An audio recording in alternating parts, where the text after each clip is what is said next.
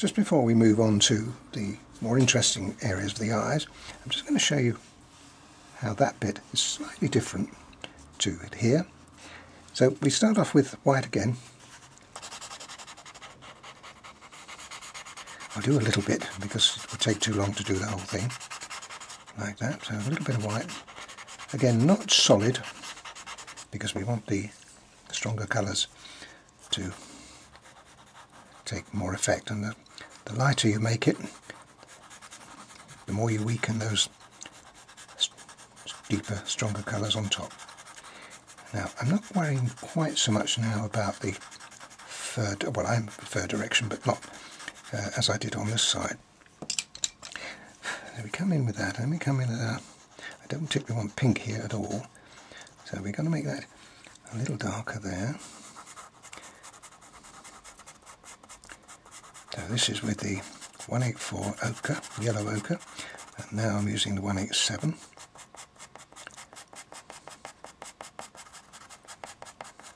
Now the edge here will have to be done again when we put the background on, so I'm never that fussy about that at this stage. Now I just have a little bit of brown, get a little bit of extra strength there, so we've got a nice strong area. And just as I did before, when I'm going to put brown in, I then put more of the 187 before the brown goes on. I hope that makes sense to you. It's because if we would put brown on top of that directly, it would be just a little bit too harsh. Now, there we are. That's about right. So we have a kind of two shades there. In the middle we've got the lighter area, and we can now afford to now put a little of this in, quite light, no real pressure being applied to that. Is just use my blender. Now when we originally did this picture, we didn't do this because we didn't have these at the time, but since the introduction of these colour shapers and the paper blender, it's made a difference.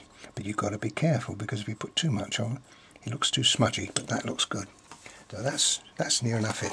All I want to do now, just put it, and I will, when I finish that off, I'm just going to put a little bit more white fur, and later on it'll all merge together down there.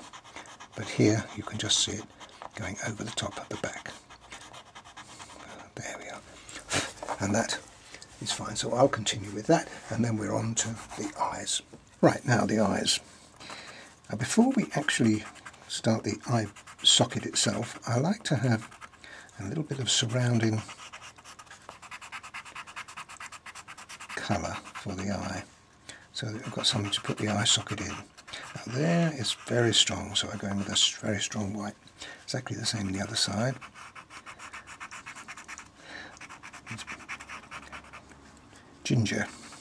gingerish colour this tabby was, but he's a beautiful animal. Okay, now I'm not going to do the whole of this area, but I just want to see how this is going to look, and the picture is going to, let's put a little bit more in, because I should be putting this line in when I do the eye, so I really need to have that area done. Now, same old thing, you've seen it before, solid colour there, but where I want the colour to be. Now, as we come to the nose area here, on top of the nose, and I'm sure you know, those of you who've got cats would know that they have very short fur here. They all have it, all the cat families have it. So here we treat this slightly differently, like a little short stubby stroke, as opposed to a long furry type stroke. Now, I won't be doing the nose yet, but again, because we can put the eyes in and we can see how it looks in contrast.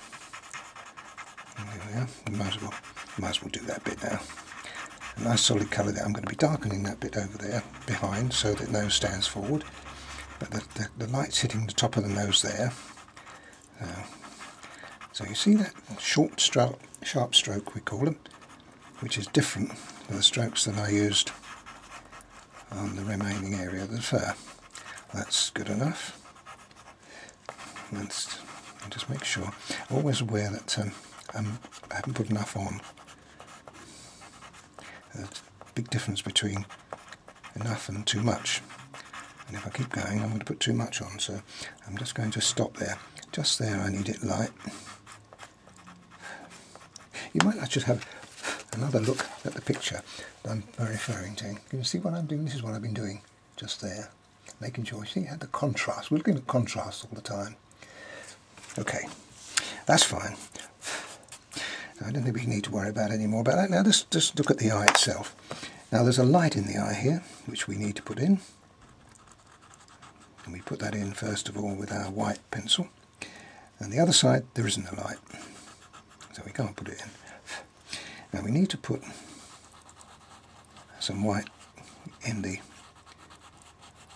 bottom of the eye, like that. Now just there, that line there, I want to try to leave that carbon line if I can, without putting too much white on it, because we're putting dark colours on that, and that can come up there.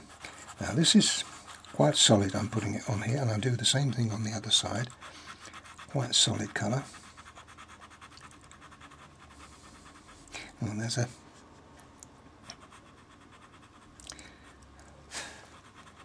now that's white down there as well. Interesting, so we've got to put that in. Okay. Now the remaining area there, we still need some white on it, but not quite so much. You should be used to this by now, I'm just telling you that, because when we put the darker colour, we want that to be darker than this. Top to be darker than the bottom. Okay. Now, next thing to do is the ochre. Now, because this is not as much, there's not as much white under there as there is as we come down. You see, it's stronger. So as we come down, the white underneath lightens the colour. So we end up with it being lighter. Let's do that again. And of course we go round the highlight that we put in, and as it hits the light at the bottom, it becomes lighter. I'm being very gentle with this, and we do the same thing on the other side.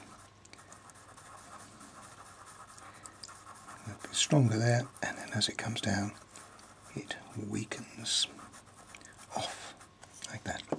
Okay, now just finally we put a little bit of 187, which is our ready ochre. And that's a little bit on top of there, like that. And into there, like that. Not too difficult, is it? And I'm going to come back in a minute because I need to sharpen my pencil. There's that for a point, folks. Now you see why I need it sharp, because remember I said I've got to go along that edge. Imagine trying to do that with a blunt point. Now there's good, that's good.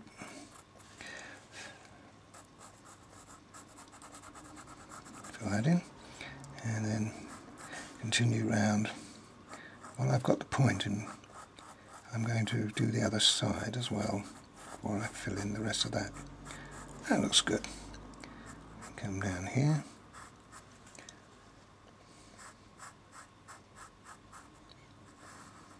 Good.